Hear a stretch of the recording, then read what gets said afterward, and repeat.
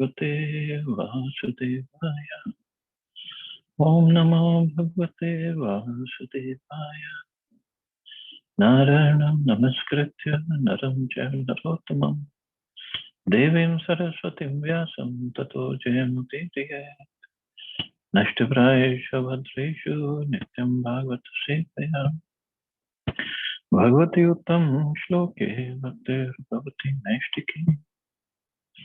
So continuing with the discussion on Srimad Bhagavatam, Canto 6, Chapter 16, King Chitraketu meets the Supreme Lord, text number 39 onwards. So Maharaj Chitraketu, as we studied earlier, he has seen, or he has met Lord Anantadev and he is glorifying him right now. Kamadhiyas tvai rachita na param rohanti yatha karam vijani Jnanatmanya gunamaye gunaganato asya dvandva jalani. O Supreme Lord, if persons obsessed with material desires for sense gratification, through material opulence, worship you, who are the source of all knowledge and are transcendental to material qualities, they are not subject to material rebirth, just as sterilized or fried seeds do not produce plants. Living entities are subjected to the repetition of birth and death because they are conditioned by material nature. But since you are transcendental, one who is inclined to associate with you in transcendence, escapes the conditions of material nature. So this is confirmed in Bhagavad Gita, where Lord says, Janma karma cha me divyam. One who knows the transcendental nature of my appearance and activities does not, upon leaving the body, take his birth again in this material world, but attains my eternal abode, O Arjuna. If one simply engages in Krishna consciousness to understand Krishna, he surely becomes immune to the process of repeated birth and death.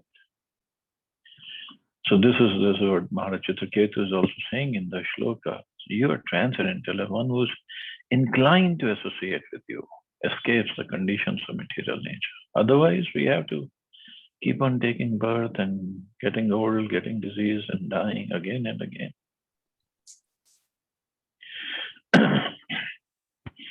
By engaging in Krishna consciousness, so understanding the Supreme Personality of Godhead, Krishna, one becomes quite fit to return home back to Godhead. Even those who are obsessed with material desires may also come to worship the Supreme Personality of Godhead so steadily that they go back to the Godhead.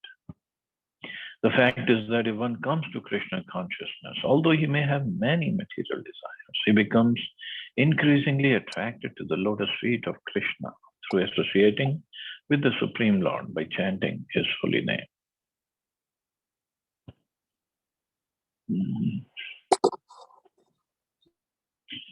So this process of chanting of holy name is given for this Kali Yuga, and this is the best and easiest way of connecting or associating with the Supreme Lord.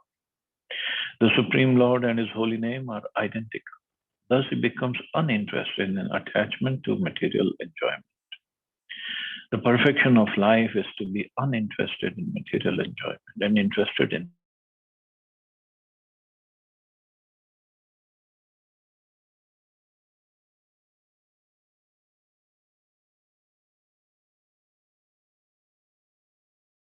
for the satisfaction of material desires because of the influence of envy, because of fear, because of affection, or because of any other reason. If one comes to Krishna, his life is successful. So there are different kind of people come to Krishna consciousness in a different motive. Prabhupada says, kama, out of calm or lusty desires or material desires. Dvesha, out of envy. Out of envy also people come to Krishna, just like Shishupal. Out of envy, he used to be so envious of Krishna that he was always thinking of Krishna. Bhayat, Kansa was always fearful of Krishna, that someday he's going to come and kill me. Snehat, so many devotees come out of affection for Krishna. But their life becomes successful because the object of all these feelings is Krishna. Not everybody gets the same destination. That is a different story. But it's since the object of everything is Krishna, center of all these feelings is Krishna, they get liberation. Jitam ajit tada bhavata yadaha bhagavatam dharmam anvadyam nishkinchana yemanya atma rama yam upasate apavargaya. O unconquerable one, when you spoke about Bhagavad Dharma, which is an uncontaminated religious system for achieving the shelter of your lotus feet, that was your victory. Persons who have no material desires, like the Kumaras, who are self-satisfied sages, worship you to be liberated from material contamination. In other words, they accept the process of Bhagavad Dharma to achieve shelter at your lotus feet. As stated by Srila Rupa Goswami in Bhakti Rasamrit Sindhu, Anya Bhilashita Shunyam, one should render transcendental loving service to the Supreme Lord Krishna favorably and without desires for material profit or gain through fruitive activities of philosophical speculation. That is called pure devotional service.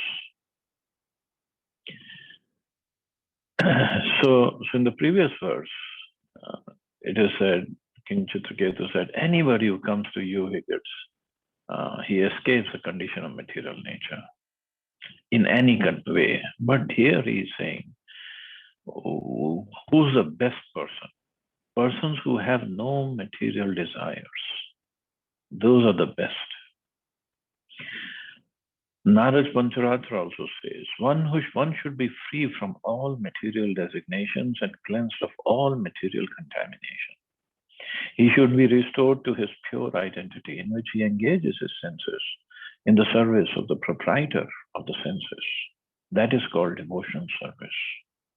This is also called Bhagavad Dharma. Without material aspirations, one should simply serve Krishna, as advised in Bhagavad Gita, Narad Pancharatra, and Srimad Bhagavatam. Bhagavad Dharma is a process of religious enunciation by pure devotees, direct representatives of the Supreme Personality of Godhead, like Narad, Shukdev Goswami, and the humble servants in the disciplic succession.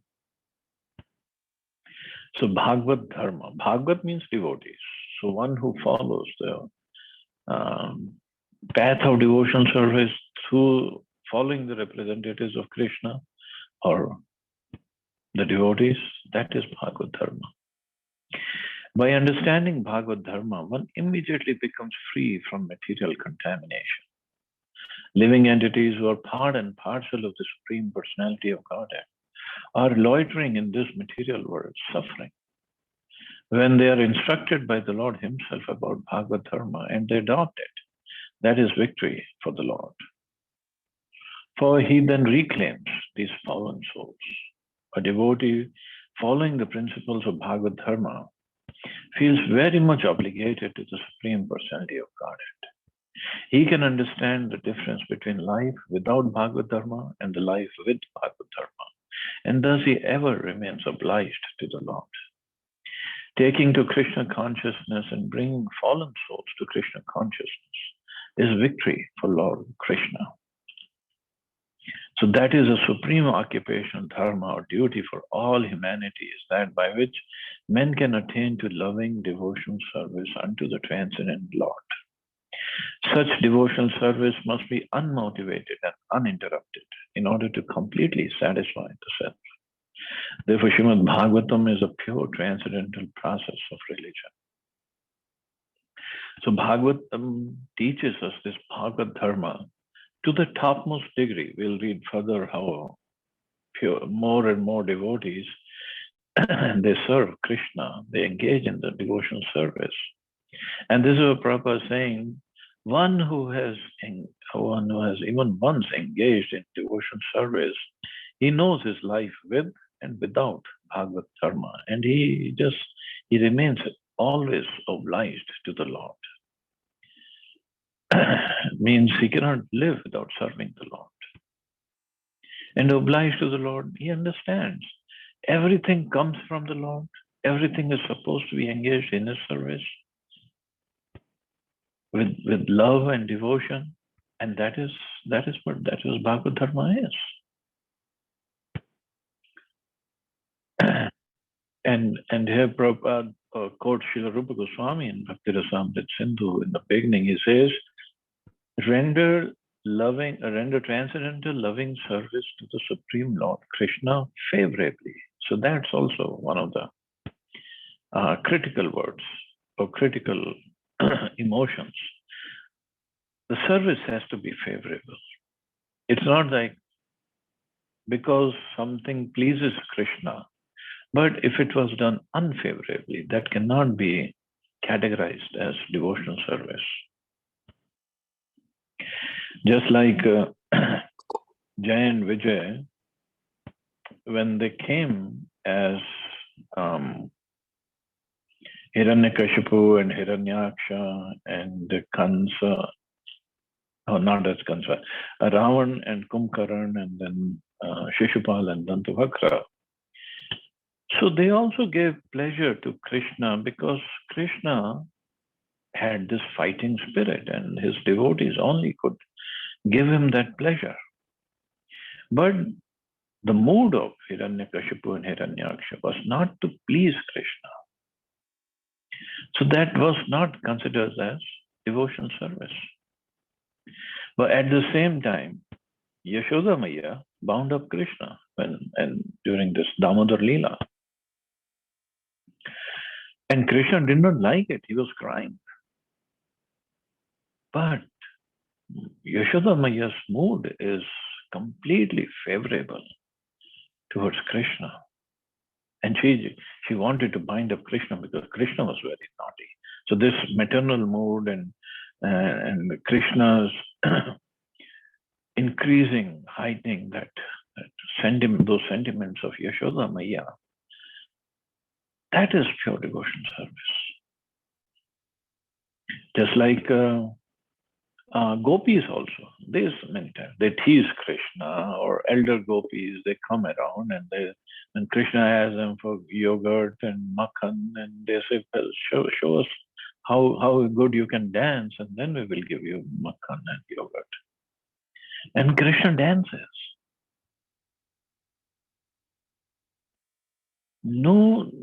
Nobody can understand. How can the Supreme Personality of Godhead dance for some makhan? How is it possible? Everything belongs to him. But it's the love of the gopis. It's their sentiment. It's their bhakti that makes him dance. And that's what makes the difference. Text 41. Visham matirna yatra nirnam tvam aham iti mam taveti cha yad anyatra vishamadhiya rachito yaha sahi avishuddha shaishnur dharma bahula.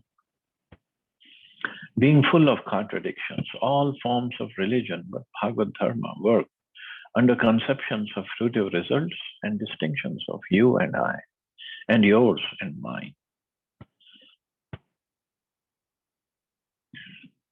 The followers of Srimad Bhagavatam have no such consciousness.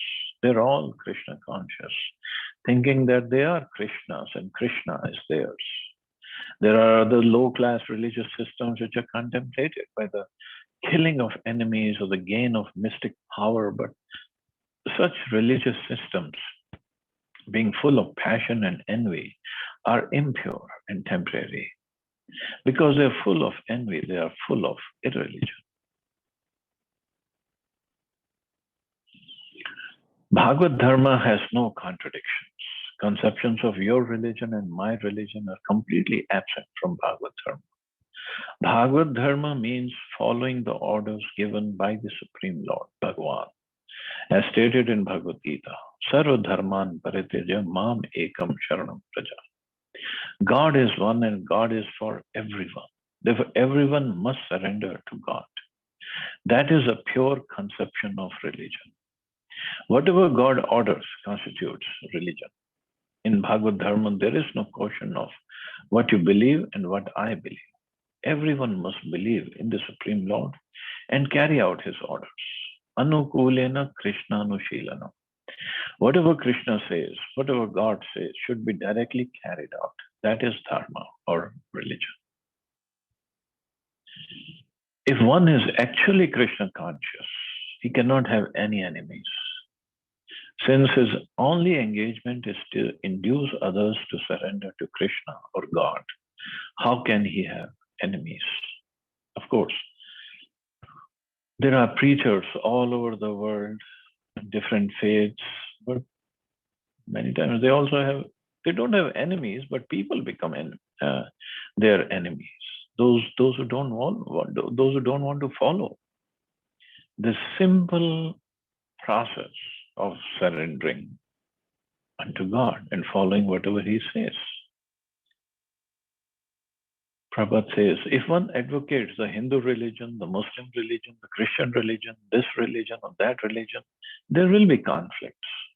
History shows that the followers of religious systems, without a clear conception of God, have fought with one another.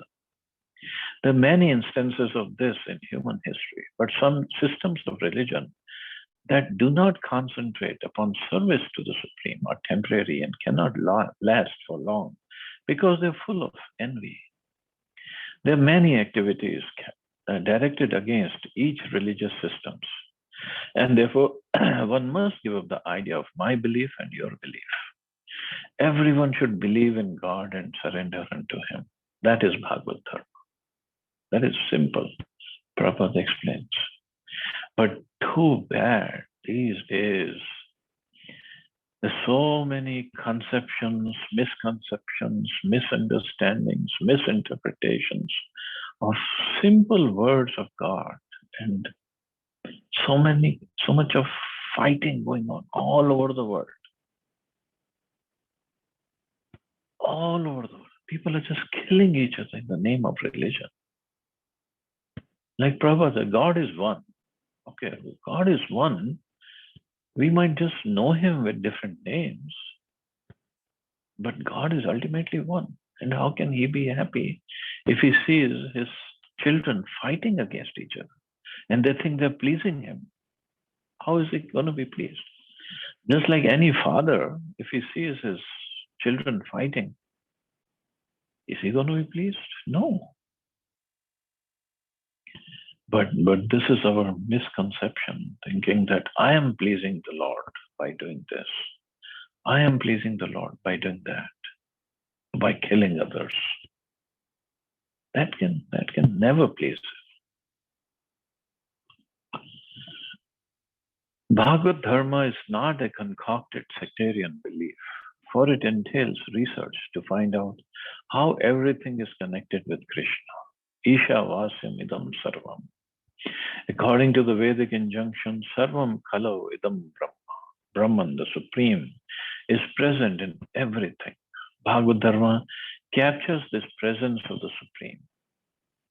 Bhagavad Dharma does not consider everything in the world to be false, because everything emanates from the Supreme. Nothing can be false. Everything has some use in the service of the Supreme. For example, we are now dictating into a microphone and recording on a dictating machine. And thus we are finding how the machines can be connected to the Supreme Brahman.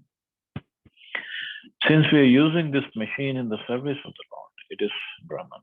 And now we are using our mobile phones or computers and Zoom and whatever, all the technology in the service of the Lord.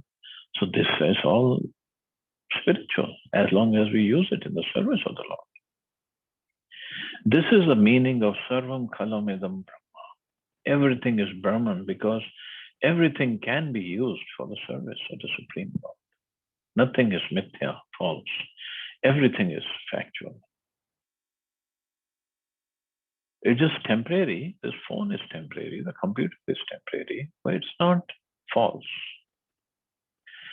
Bhagavad Dharma is called the Sarva Utkrishta, the best of all religious systems, because those who follow Bhagavad Dharma are not envious of anyone. They cannot be. Envy, as we have discussed so many times, envy comes because if somebody has more than I have, then I become envious of him. First I become jealous, and then I become envious, then I want to do something against him. But those who follow Bhagavad Dharma, they understand if somebody has anything more than I do, then Krishna has given him. Krishna being pleased with him, he has given him. And those who love Krishna, they love Krishna's decisions also. There's no question of being enviousness. Pure Bhagavats, pure devotees invite everyone without envy to join Krishna consciousness movement. A devotee is therefore exactly like the Supreme Personality of Godhead, Suhrida Sarva Bhutana. He is a friend of all living entities. Therefore, this is the best of all religious systems. Whereas so-called religions are meant for a particular type of person who believes in a particular way, such discrimination has no place in Krishna consciousness or Bhagavad Dharma. If we scrutinize the religious systems meant for worship of demigods or anyone else but the Supreme Personality, please make sure you mute yourself.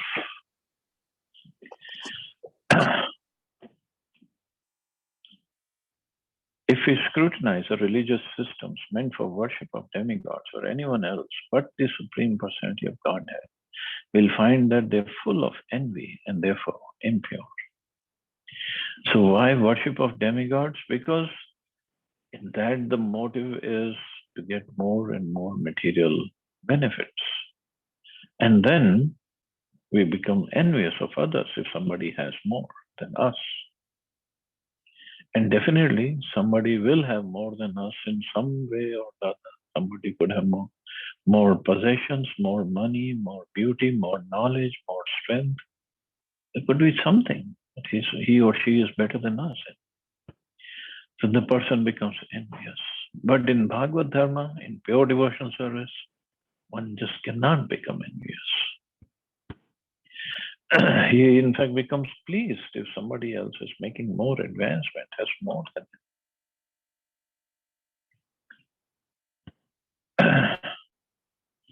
So I guess we can stop here because I wanted to give some time for questions today. Anybody has any questions or comments?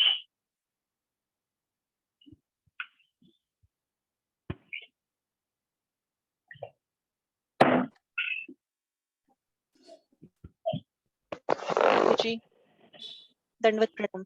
Prabhuji, this particular verse, if we can be shared, means if it can be published and shared everywhere, at least people will know that no religion means this is not the religion we are following, but love of God which we should follow.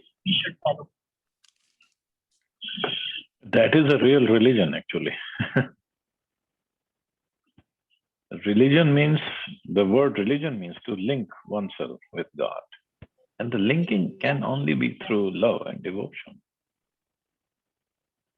True. True. This is so nice verse, actually. Thank you, Prabhuji, for explaining this. In fact, today we are fortunate that I have a very old friend of, not very old, we used to study pranic healing together, and she has also joined. And Anu Elvis, if you want to introduce yourself. Yeah. Good morning, everyone. My name is Anu Elvis, and I'm from Delhi. And I had the opportunity of meeting him in the pranic healing course, and we did few nurturing classes together. So it's a wonderful opportunity to be among all of you. So for me, this is my first time experience, and I really enjoyed what he spoke about today. Thank you. Thank you. Thank you, Anna.